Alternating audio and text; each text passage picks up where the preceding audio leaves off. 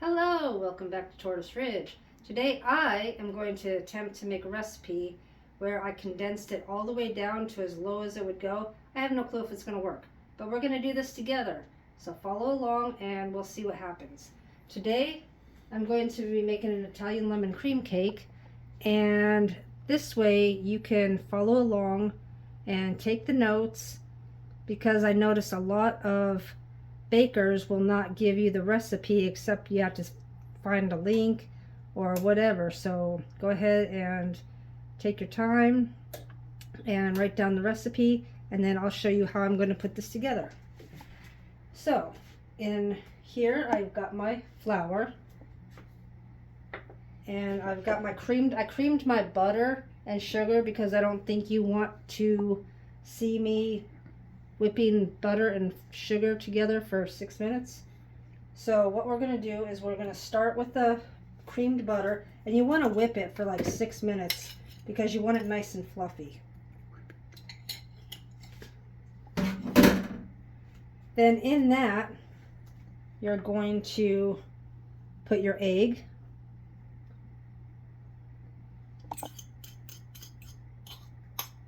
and you're going to mix that in. Let me find a whisk.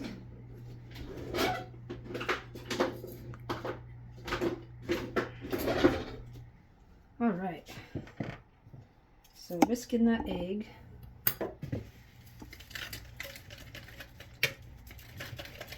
And the reason why you want the butter and sugar to be nice and fluffy is so it doesn't turn into like a greasy puddle. That is just, it's not going to be good for anybody. Looks a little lumpy, but that's fine. Next, this is my lemon zest and lemon juice. I just combined it. Plop that in like that. And we mix. Mix, mix, mix, mix, mix. And in my recipe, you'll notice I put for 350 degrees Fahrenheit, 176 degrees Celsius. I did not put a time because I have to determine that. I really have no clue at how long it's going to take, but because it's going to be in a ramekin, I'm going to start it at 18 minutes and see where it goes. So now I have my baking powder. I'm just going to add that to my flour, and then in this last step you mix flour and milk alternately. So you start and end with the dry. So start with the flour. Mix, mix, mix, mix, mix. Get it all mixed in. You do not want to over mix. So see when it's incorporated in with the milk. Mix, mix, mix, mix, mix. More flour. Mix, mix, mix. And this you don't need.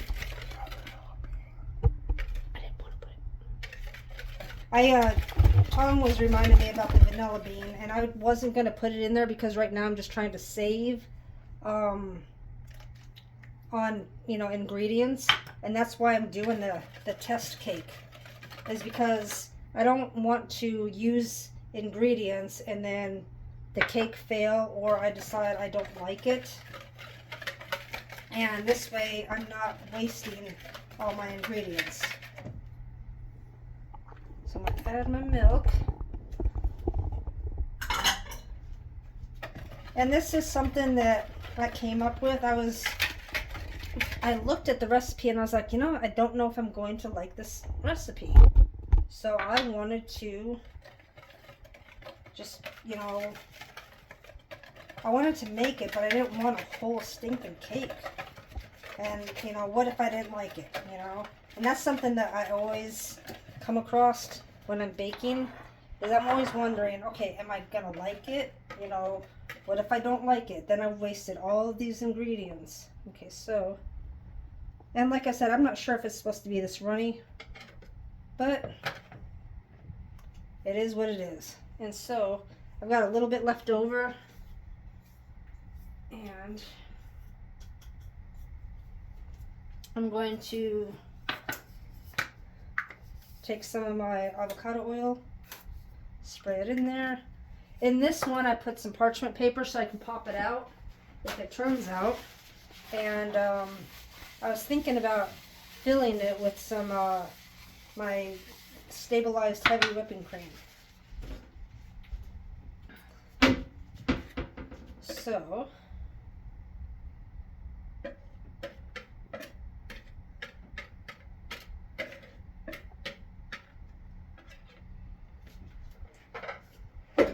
all right, and my oven has been set for 350 and it beeped, and I always like to, when I get ready to do this, I always like to make sure that you go at least 10 minutes longer, because if you ever put a thermometer in there, it won't reach the temperature for right away. Like when it beeps, it'll say it's 350, but I noticed for me, the best thing to do is to just wait 10 minutes, and it's usually at the true 350. So we're going to put these in here, and I'm going to set my timer for 18 minutes.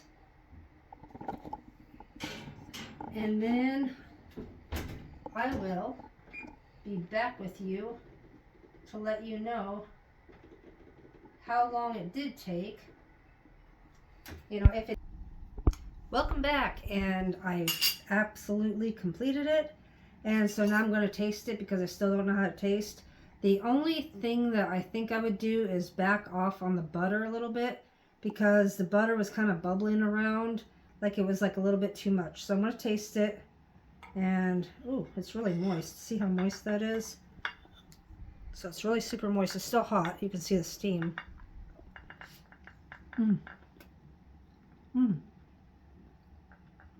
Wow. It's not too much sugar. It has a creamy texture, and I don't know where that came from, but it's really good. I don't know what it's going to be like when it's cooled off all the way, but the top part gave like a nice little crust almost. So it's almost like a nice little crunchy crust. So if you want to try this, please try it. And what I'm going to do tonight is I'm going to take the bigger one and let it cool totally off, and I'm going to make a whipped frosting. Yes, sorry, a whipped frosting, and I'm going to fill it, and then I'm going to try it with that after it's cool, and I will film that and let you know how it turned out. So thank you for joining us, and if you would please like and subscribe, and that would really help our channel out. Until next time. Welcome back, and this is the final product of the Italian lemon cream cake. So I'm going to go ahead and have a bite and tell you what it tastes like. Oh, that is good. You're definitely going to want to make this. So if you ever want to just have a small portion so you know if the recipe is going to go and taste good, reduce it down to its smallest form. And if you want me to do a recipe for you, please drop it in the comments below. Like, subscribe, share, do all the things, show all the love, and I will see you on the next video.